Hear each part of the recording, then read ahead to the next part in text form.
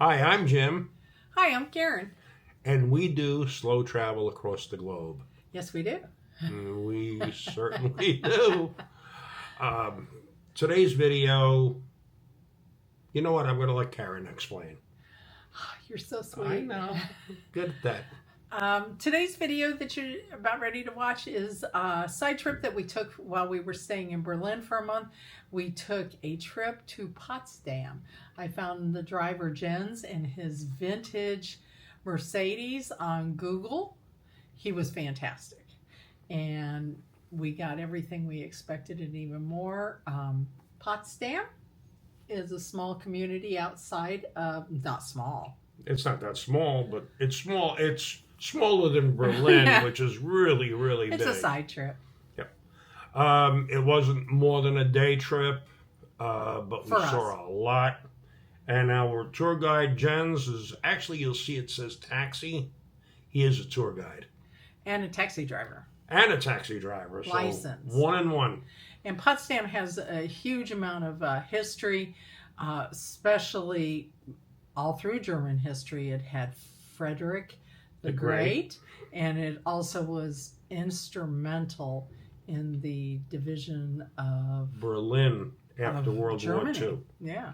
And so stay tuned and to the end, and we'll tell you a couple of interesting things that we found, and you'll see clips of it in the video.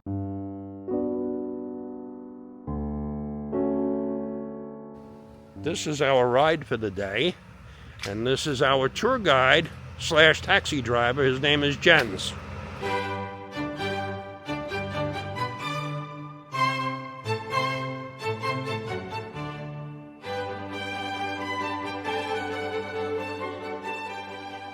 They nicknamed it the Pregnant Oyster. It was used as a congress center. Now it's used by the House of the Cultures of the World, so it's for international culture. Look at it, in the middle it's a little broader than the rest. This was exclusively for the royal family. I mean, the Ukrainians and the Russians back then were fighting together.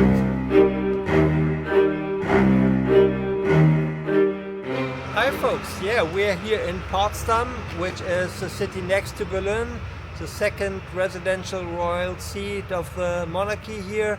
And we are next to a big lovely building here, Auguste Victoria Foundation. Auguste Victoria was the last was a German empress, and now we're going into the new garden, and that's where the building is, the Cecilienhof Palace, where the Potsdam Conference took place, where they met after World War II to discuss the issues of Europe and decided to divide Germany into 4 sectors.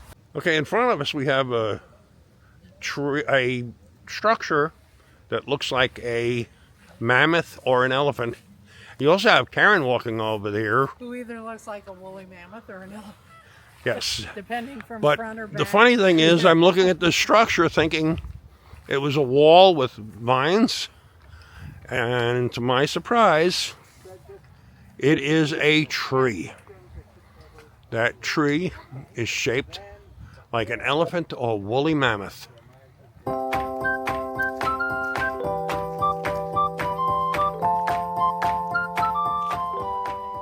Shortly before monarchy ended, but you have to understand they did this building here during World War One.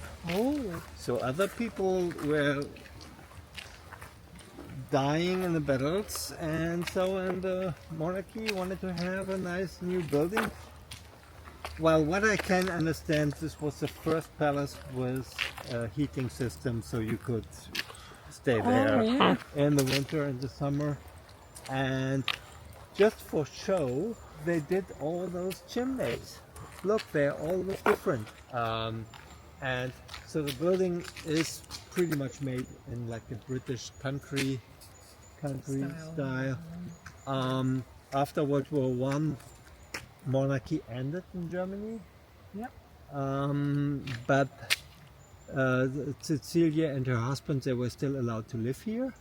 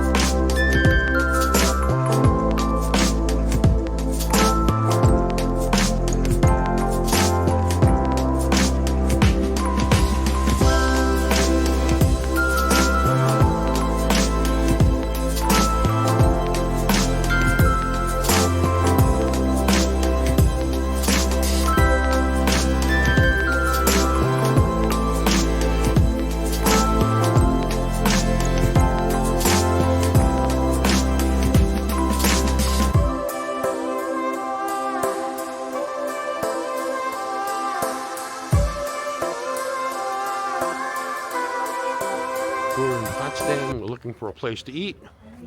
We're walking down little streets. We were in the touristy area, but we're looking for a restaurant off the tourist trail. And we just happened upon this street, which is absolutely beautiful.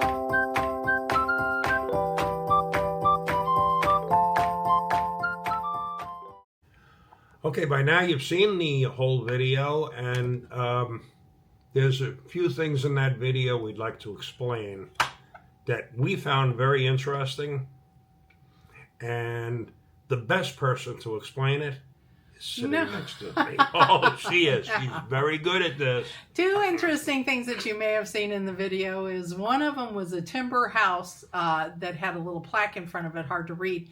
But we understand that there was a whole village of those that we saw that were built and left for the Soviet soldiers of World War II, and so they could live there. Yes. Because there was a real shortage of housing. And the other interesting thing was the potatoes. You may have seen the potatoes on the grave site of Frederick the Great. And he was instrumental in realizing that potatoes is an excellent crop that helps feed the masses. And Germany was going through a famine during his time, so he instructed farmers that they needed to plant potatoes, and also he imported a great deal of potatoes in to feed his countrymen.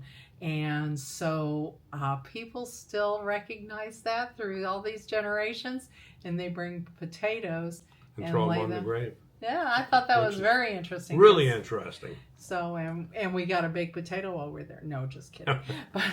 We wanted a baked potato. Yeah. But Well, I hope you enjoyed the video. we really do. We hope you enjoyed.